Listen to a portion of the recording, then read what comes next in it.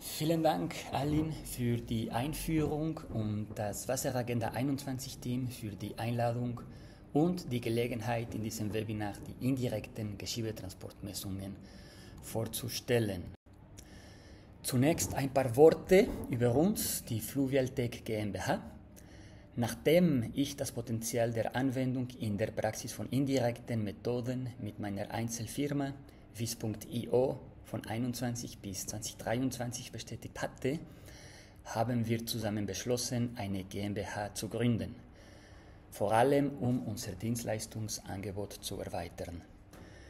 Fluvialtech wurde somit Ende 2023 gemeinsam mit Stuart Lane von der Universität Lausanne, Dieter Rickenmann von der WSL, Gilles Antoniazza auch von der Universität Lausanne und mir gegründet.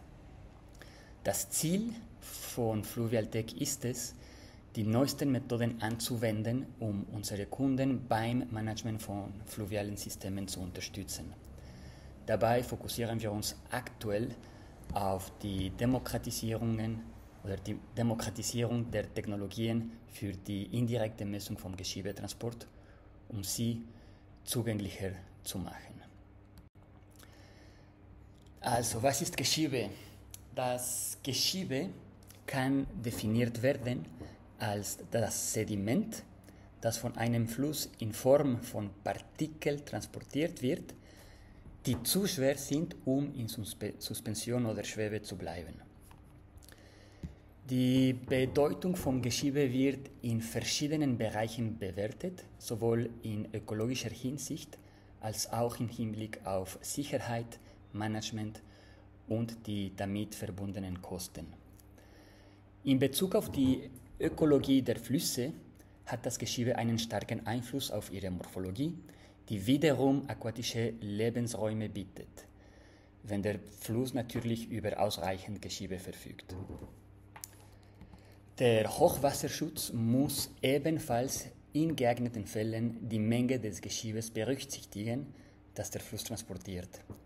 Dies, weil die Stabilität der Bauwerke oder das Hochwasserrisiko durch die Flusserosion und die Auflandungen vom Geschiebe entsprechend beeinflusst wird.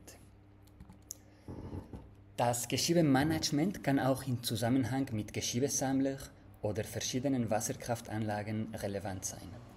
In solchen Fällen ist die Abschätzung der Geschiebelieferung ganz wichtig. Was die finanziellen Auswirkungen betrifft, hat das Geschiebe ebenfalls eine bedeutende Rolle.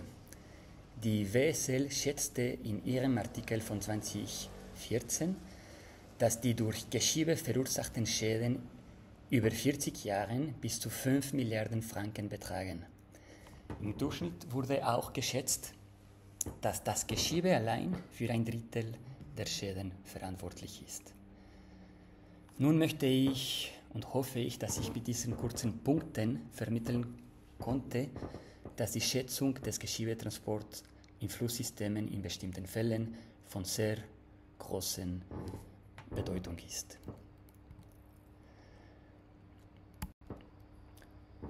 Gut, aber wie wird der Geschiebetransport geschätzt? Traditionell und bis heute sind die direkten Methoden die genauesten. Sie haben jedoch erhebliche Nachteile.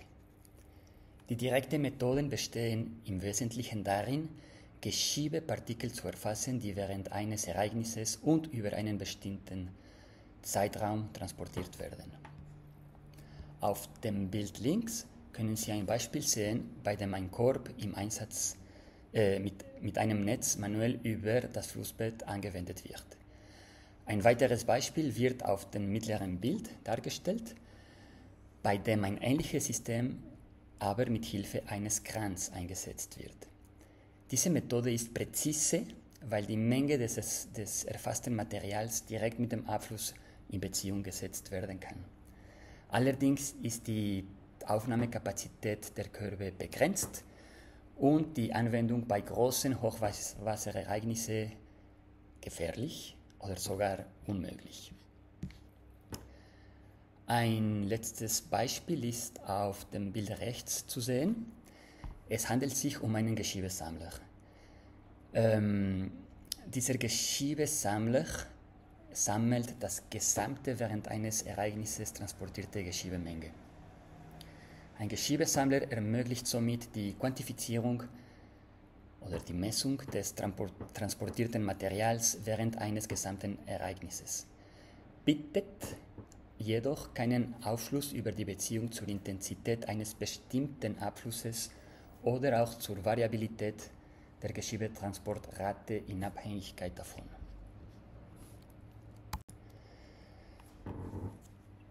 Weil die direkten Messungen kostenspielig, arbeitsintensiv und in einigen Fällen einfach nicht anwendbar sind, wurden die sogenannten Geschiebegleichungen entwickelt, um den Geschiebetransport zu schätzen.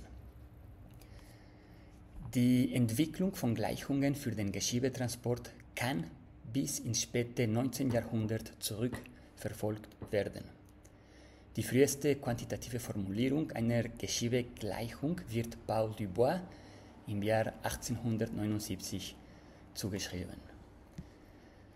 Die Gleichung beispielsweise von Meyer, Peter und Müller, die 1948 entwickelt wurde, ist ein weiterer wichtiger Beitrag zu den Gleichungen für den Geschiebetransport.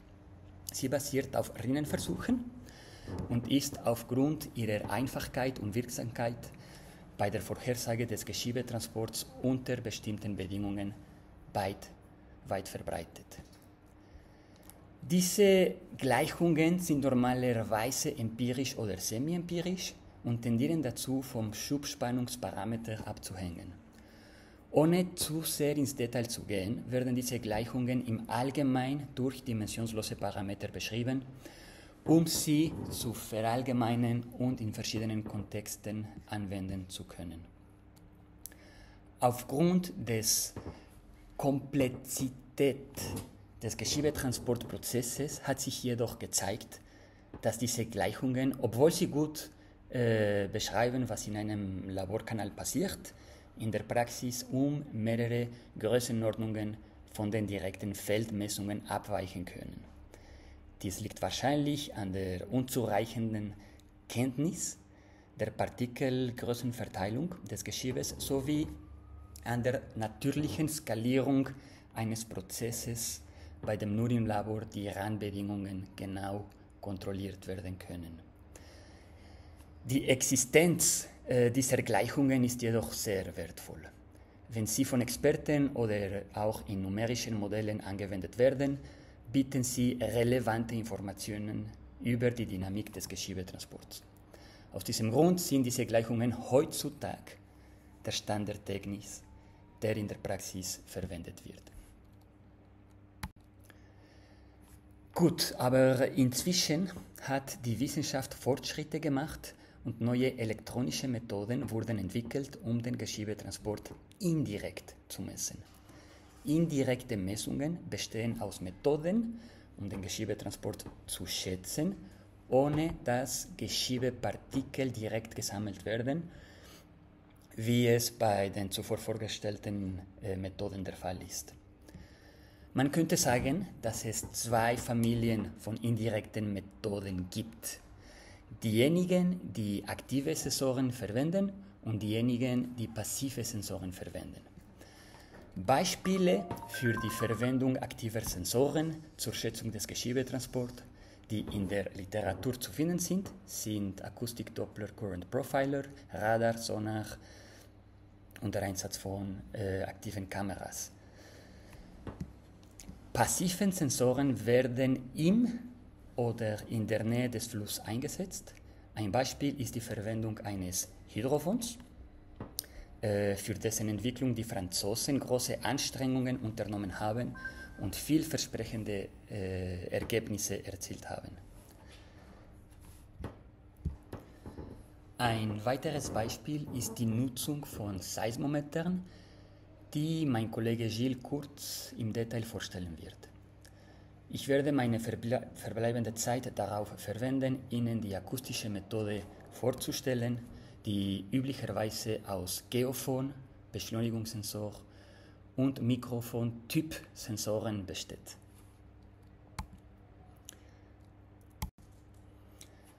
Ein Beispiel für die akustische Methode ist das SPG, das Swiss Plate Geophone. Diese Methode wurde in den 80er Jahren entwickelt und seitdem wird der Geschiebetransport in Erlenbach indirekt gemessen, wie Sie auf dem Bild oben links sehen können. Das SPG besteht aus einem Geophon, das kontinuierlich mit einer Frequenz von etwa 10 kHz die Bewegung einer Stahlplatte misst, gegen die transportierten Partikeln prallen. Es wurde nachgewiesen, dass das vom Geophon erzeugte Signal zur Abschätzung der Geschiebetransportrate verwendet werden kann. Eine einfache, aber robuste Methode ist beispielsweise das Zählen der registrierten Impulse. Wie Sie auf dem mittleren Bild sehen können, wurden während dieses Zeitintervalls 3 Kollisionen oder Pakete registriert. Gleichzeitig wurden 24 Impulse registriert. Dank direkter Messungen, die gleichzeitig mit den indirekten Messungen des SPG in 4 verschiedenen Flüssen durchgeführt wurden, wie Sie jetzt in der Abbildung rechts sehen können, wurde gezeigt, dass die Anzahl der registrierten Impulse stark mit der transportierten Geschiebemenge korreliert. Diese Art des Vergleichs zwischen den Eigenschaften des aufgezeichneten Signals und der Menge des transportierten Materials ist extrem wertvoll, da sie es uns ermöglicht, jetzt den Transport allein auf Basis eines Signals abzuschätzen. Ein entscheidender Vorteil der indirekten Methoden gegenüber den direkten besteht darin, dass man aus diesen zu jedem Zeitpunkt eines Ereignisses eine Transportrate ableiten kann. Was Sie auf der linken Abbildung sehen, sind die vom SPG registrierten Impulse in Rot und der Abfluss in Blau. Diese sind übrigens Messungen im Erlenbach, die Sie auf der vorherigen Folie gesehen haben. Die Ergebnisse der indirekten Methode zeigt, dass die Geschiebetransportrate im Erlenbach nicht nur vom Abfluss abhängt. Tatsächlich zeigt sich, dass bei gleicher Abflussintensität während dieser Ereignisse unterschiedliche Intensitäten des Geschiebetransports auftreten. Der alleine Einsatz von Gleichungen, wie ich sie zuvor vorgestellt habe, würde diese Informationen über den Transportprozess nicht liefern. Dies liegt unter anderem daran, dass die Verfügbarkeit von Geschiebe, die eine extrem wichtige Rolle für den Transport spielt, in vielen Fällen von diesen Gleichungen unbekannt ist.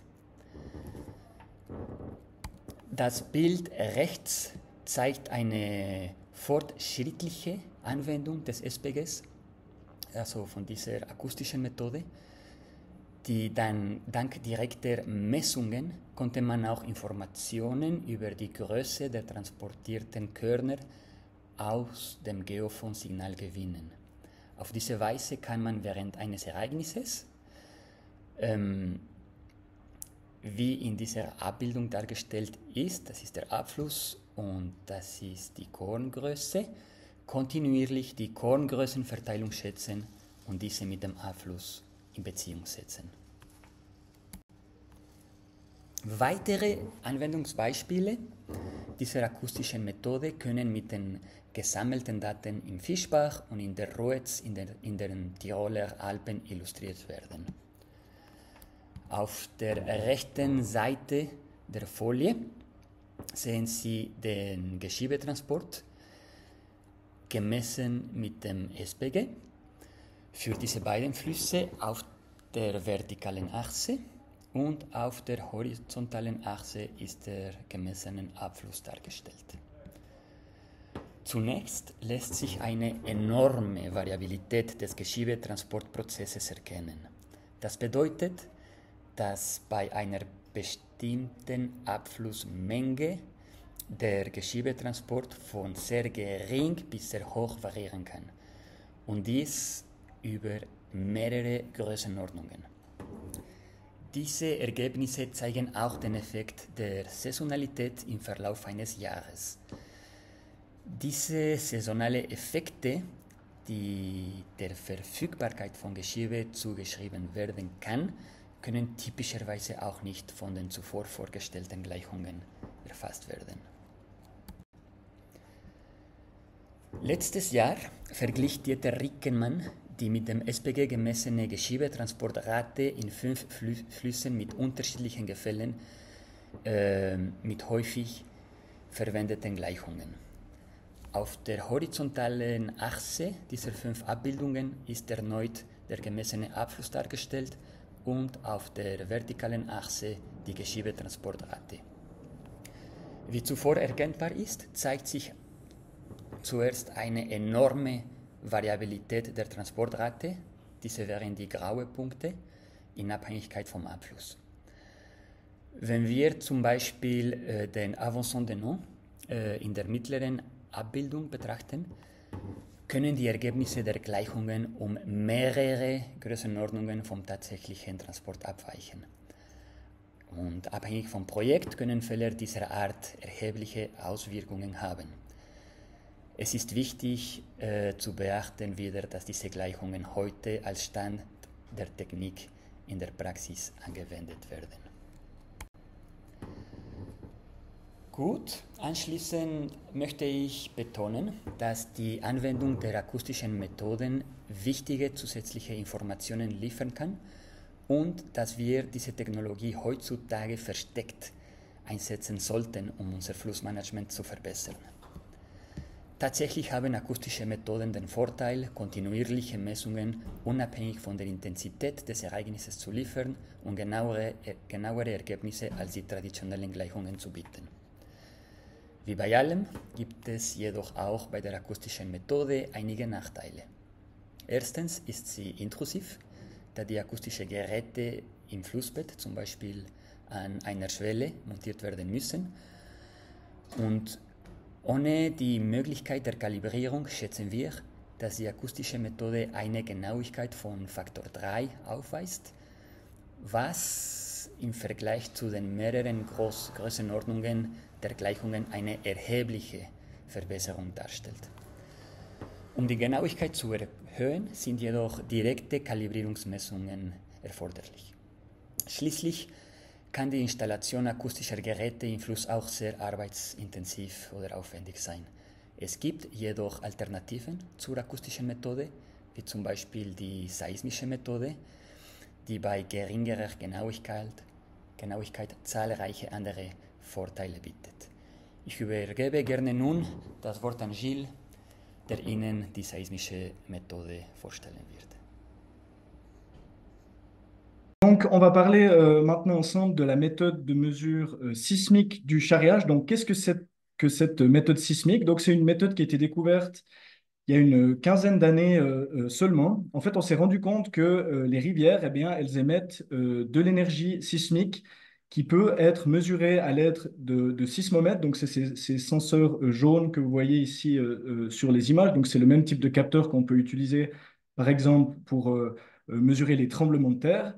Et en fait, la trouvaille clé de ces études pionnières sur la sismique, ça a été de démontrer que les 2 sources d'énergie sismique principales qui sont émises par une rivière, donc d'une part les turbulences et d'autre part le charriage, eh bien, elles s'expriment dans des bandes de fréquences qui sont différentes et donc qui sont potentiellement distinguables. On voit un exemple ici d'énergie, d'un spectrogramme d'énergie sismique qui a été mesuré sur une rivière de montagne pendant un événement de charriage. Donc, sur l'axe des X, vous avez le temps. Sur le premier axe des Y, vous avez la fréquence en Hertz du signal sismique. Et puis, la couleur vous montre l'amplitude du signal sismique.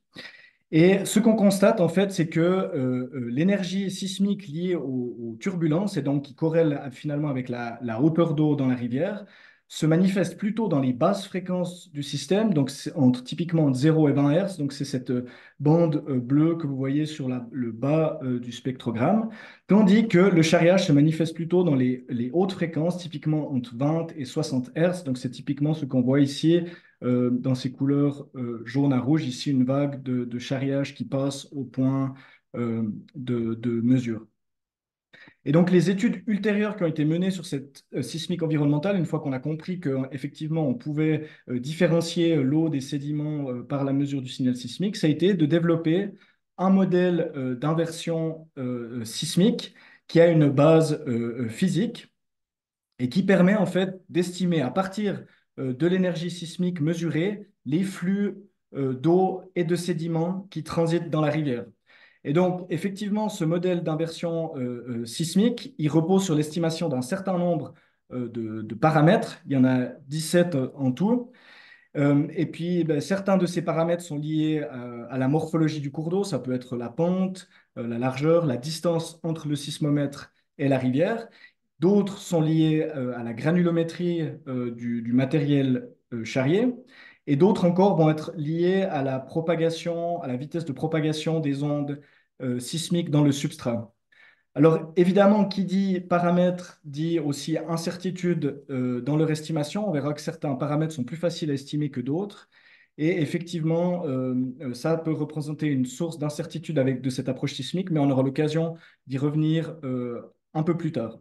Mais disons, si on estime qu'on arrive à estimer ces paramètres de bonne manière, eh bien, effectivement, on peut réaliser cette inversion du signal sismique pour la hauteur d'eau et pour le charriage et ainsi obtenir des séries temporelles continues de hauteur d'eau et de charriage pendant la durée des mesures, donc en permanence le plus souvent parce que c'est facile à laisser ces sismomètres mesurer. Et donc, effectivement, pour l'étude du charriage, c'est vraiment un résultat qui a été assez génial de montrer cela, car on voit ici un certain nombre d'avantages qui sont listés. Comme l'approche acoustique que Carlos vient de nous présenter, on a une méthode qui est continue dans le temps, pour autant qu'on laisse mesurer les sismomètres. On voit également qu'on peut mesurer, qu'il n'y a pas de limite de débit, donc on peut aussi mesurer pendant les événements de crue. Ce qui était, on l'a vu aussi avec Carlos, difficile avec les méthodes d'échantillonnage direct, c'est quelque chose qu'on n'arrivait pas à faire. Donc là, vraiment, en plus des méthodes acoustiques et sismiques. Si on compare maintenant un petit peu la sismique avec l'acoustique, des avantages de la sismique, ça va être que effectivement, le sismomètre va être enterré dans la berge de la rivière, et donc on est un petit peu à l'abri du processus destructif qu'est le charriage en comparé avec les méthodes acoustiques qui doivent être installées dans la rivière. Dans la même manière, c'est souvent plus facile à installer ces capteurs sismiques. Ils requièrent juste de faire un petit trou, de les enterrer, avoir une source d'alimentation électrique, mais disons, la mise en place est relativement aisée. Et ça conduit au fait que, alors ça va dépendre effectivement des contraintes d'un site donné, mais on arrive souvent avec des prix qui sont comparativement plus abordables avec la méthode sismique qu'avec la méthode acoustique. Si on parle maintenant un petit peu de précision de cette méthode sismique, quelle qualité de données de charriage est-ce qu'on peut acquérir? Alors, on a ici cité quelques exemples de travaux qui ont essayé de contraindre un peu la performance de cette méthode sismique. Quelques observations qui ont été faites dans la littérature. Donc, déjà, en général, on arrive à avoir une assez bonne identification des événements de charriage avec cette approche sismique. On les détecte bien également dans différents environnements de rivières de plaine, plutôt des rivières de montagne. La tendance relative des événements est également bien capturée. Donc, toutes les questions de début du charriage, durée du charriage, intensité relative, débit critique pour le début du charriage, c'est quelque chose que la méthode sismique arrive relativement bien à faire en regardant simplement le changement relatif de l'énergie sismique dans les bandes de fréquences spécifiques du charriage. Et puis, si on parle maintenant de taux de charriage en valeur absolue, donc typiquement des kilos par seconde, par exemple, de charriage estimé avec cette inversion sismique, euh, les comparaisons qui ont été faites dans la littérature entre la méthode sismique et d'autres méthodes, d'autres données indépendantes de charriage montrent en moyenne des facteurs 2 à 5 de différence par rapport à ces données indépendantes. Alors, facteur 2 à 5, est-ce que c'est grave? Alors certes, c'est pas parfait, mais effectivement, il faut rappeler que quand on travaille avec le charriage, on a l'habitude de travailler avec des ordres d'erreur beaucoup plus grands que 2 à 5. Vous vous rappelez ce que Carlos vous a mentionné avec les équations prédictives du charriage, où on peut avoir des facteurs d'erreur de plusieurs ordres de magnitude, 10, 100, 1000 ou pire. Et donc, on se dit ici qu'avec un facteur 2 à 5, finalement, c'est déjà un résultat qui est encourageant. Et donc, cette méthode sismique, de cette perspective, est encourageante par sa capacité à fournir des bonnes données relatives, un signal plus incertain, mais toujours quand même relativement cohérent en valeur absolue, d'autant plus quand on voit finalement la facilité relative avec laquelle ces capteurs peuvent être installés pour monitorer les cours d'eau. Alors, peut-être qu'on peut voir un peu quelques exemples d'applications maintenant. Effectivement, cette méthode sismique présente un certain potentiel pour la pratique des cours d'eau et c'est l'un des services que l'on offre avec Fluvialtech. Un exemple ici de mandat sur un captage d'eau pour la production hydroélectrique sur la rivière Ourbach dans le canton de Berne. Donc, on a ici un captage qui est progressivement rempli par le matériel grossier qui provient de l'amont. Et donc, régulièrement, il doit y avoir une purge des installations pour vidanger ce captage. On voit sur le graphique de droite un hydrogramme d'une de ces purges de vidange avec en bleu le débit qui augmente et diminue brusquement correspondant au moment d'ouverture et de fermeture des clapets de vidange. Et puis, on a installé ici une station sismique qui donc mesurait en continu le charriage pendant cet événement de purge. Et on a le résultat de l'inversion sismique en rouge ici. Et donc, on voit que cette mesure sismique du charriage nous permet d'estimer un petit peu la répartition du charriage pendant cet événement de purge. On voit notamment qu'il y a beaucoup de charriage qui a lieu en début de purge et puis que ça diminue assez rapidement après un premier pic important. On peut également intégrer la quantité de charriage sur la durée de l'événement pour voir un peu quel volume de matériel a été vidangé pendant cet événement de vidange et également la durée de l'événement. Et donc, on voit que ce type de données peut offrir un soutien à la gestion du charriage autour de ces ouvrages de production hydroélectrique. Dans un contexte également d'assainissement du régime de charriage en aval des ouvrages de production hydroélectrique, eh bien, on se dit également que cette méthode peut être aussi une manière intéressante de vérifier de manière quantitative le succès de ces mesures d'assainissement.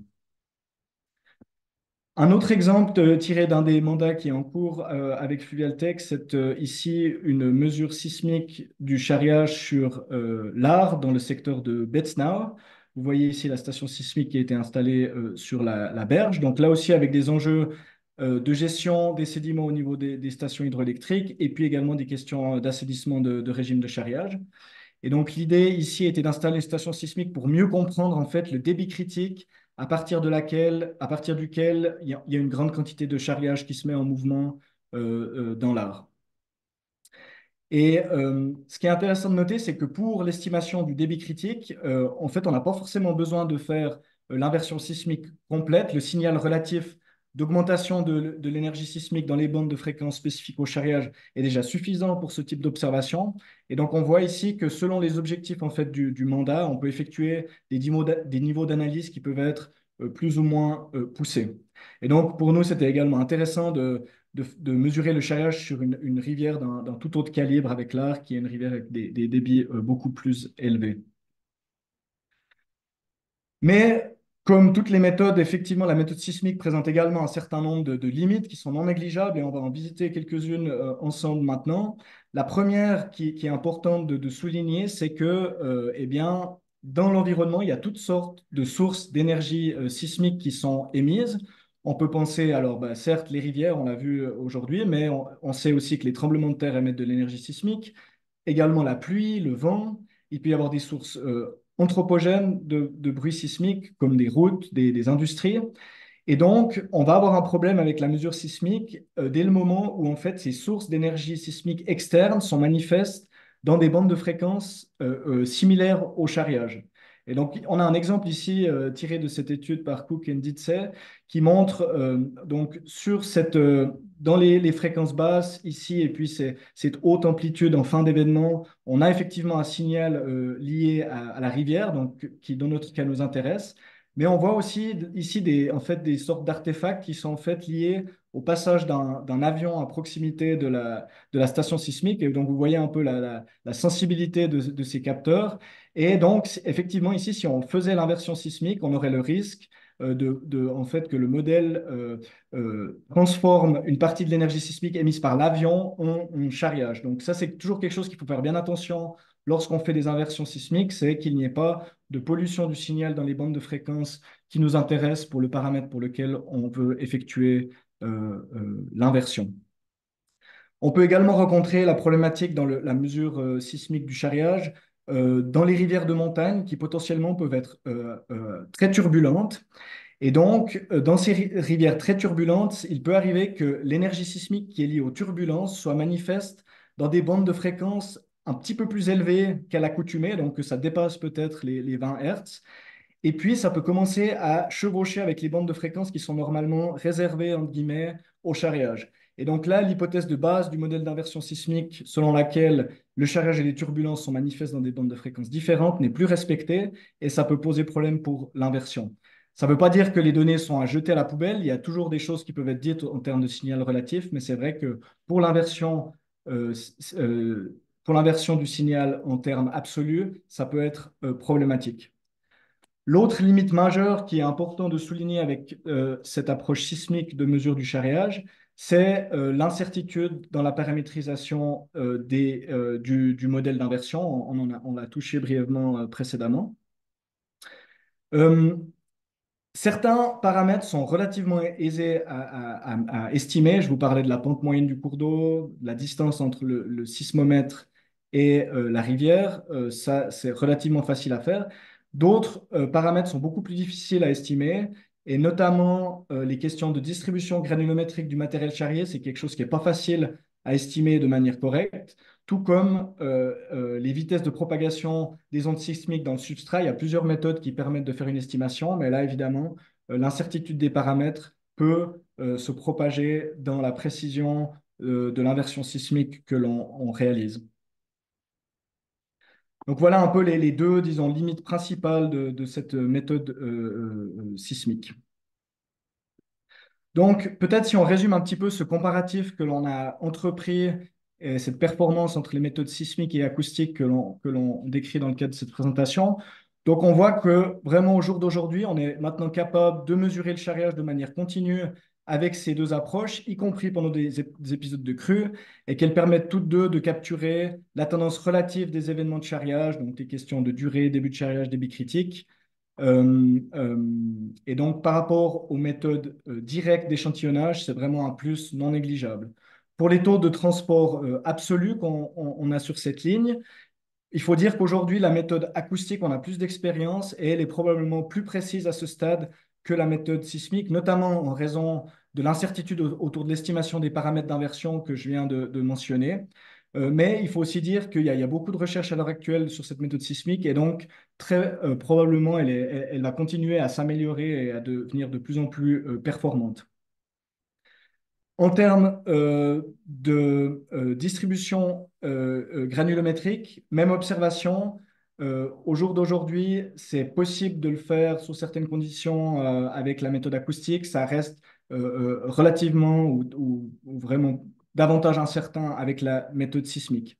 Par contre, si on met des points positifs du côté de la sismique comparé à l'acoustique, on a vu que la méthode sismique en termes d'installation, d'entretien, en termes de mesure, en termes également d'intrusivité de la méthode pour la rivière, effectivement, la sismique présente des avantages, puisque effectivement, pour la méthode acoustique, on a quand même besoin d'un seuil en béton et on est plutôt envie de mettre moins de béton dans les rivières que plus. Donc, effectivement, et également, l'installation demande peut-être une déviation de l'eau pour travailler à sec, pour mettre les capteurs. Donc, potentiellement, ça peut être un petit peu plus compliqué avec la méthode acoustique. Par contre, la méthode acoustique présente une analyse de données qui est relativement plus facile. Tandis que la sismique, notamment si des données absolues sont nécessaires et requièrent la paramétrisation d'un modèle d'inversion, à ce moment-là, ça devient un peu plus demandant. La combinaison entre l'installation et l'entretien fait que souvent, encore une fois, ça va dépendre des caractéristiques du mandat, mais la méthode acoustique sismique.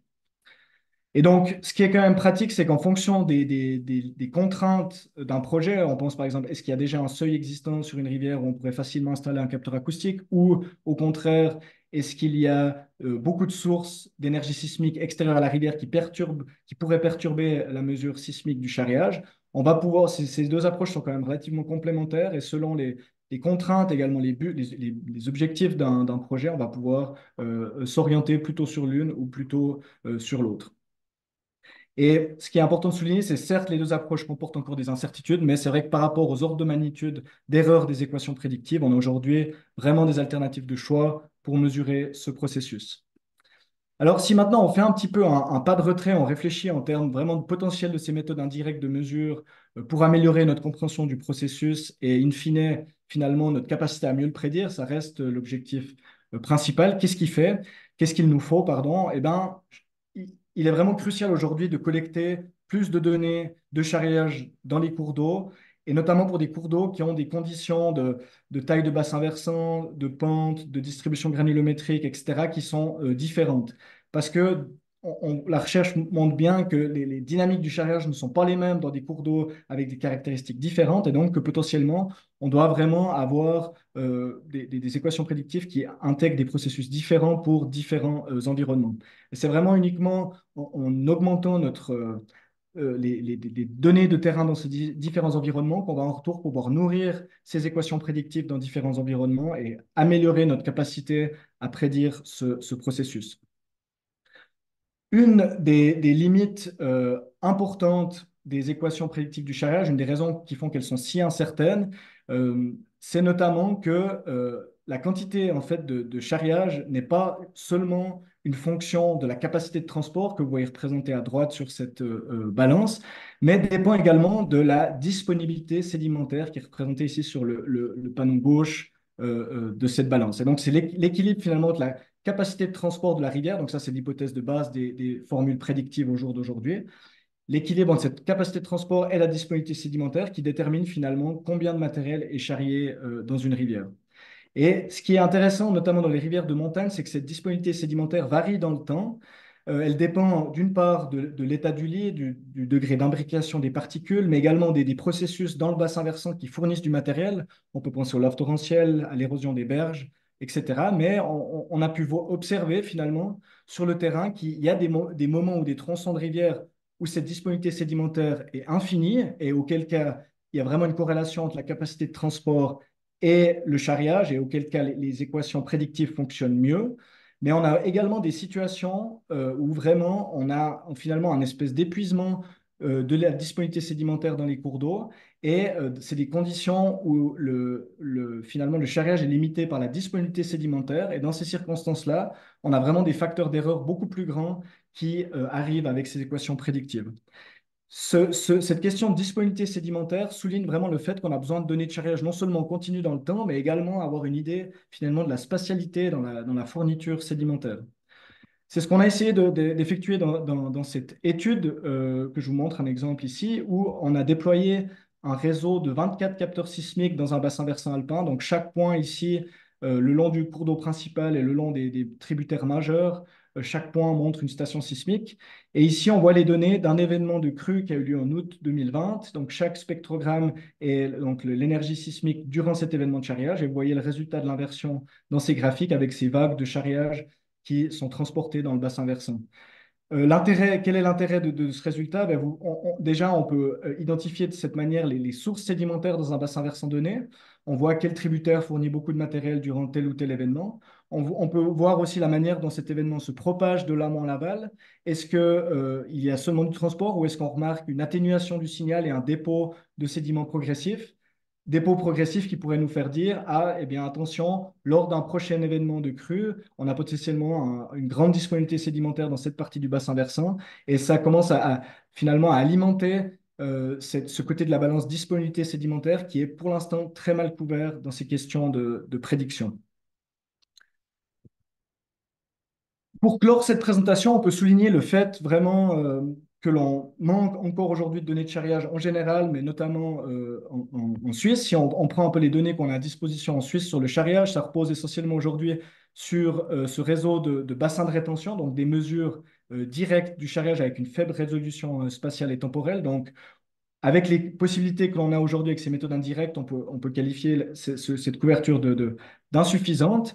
Et typiquement, une piste intéressante pour le futur qui pourrait être développée, c'est vraiment, ça pourrait par exemple être d'équiper les stations hydrologiques du Bafo existantes avec un système de mesure du charriage en continu, avec par exemple une méthode indirecte du charriage, pour vraiment commencer à collecter systématiquement des données à l'échelle du pays, en parallèle avec des longues séries temporelles de débit qui sont déjà disponibles. Et c'est vraiment en allant dans cette direction qu'on va pouvoir alimenter en retour les équations prédictives et améliorer notre capacité à prédire ce phénomène dans différents environnements. Les messages clés à prendre à la maison avec vous. Donc, on a vu aujourd'hui que les mesures sismiques et acoustiques permettent au jour d'aujourd'hui une mesure du charge en continu avec une bonne description du signal en relatif et des estimations absolues des taux de transport et en absolu qui sont relativement précises malgré des incertitudes. Incertitudes qui sont toutefois beaucoup plus faibles que les équations prédictives du charriage qui sont un peu le state of the art aujourd'hui dans la pratique des cours d'eau. On a vu que les deux approches ont leurs forces et leurs faiblesses, mais que selon les contraintes et les buts du projet, elles vont pouvoir peut-être être complémentaires également pour s'assurer une mesure fiable du charriage dans différents environnements.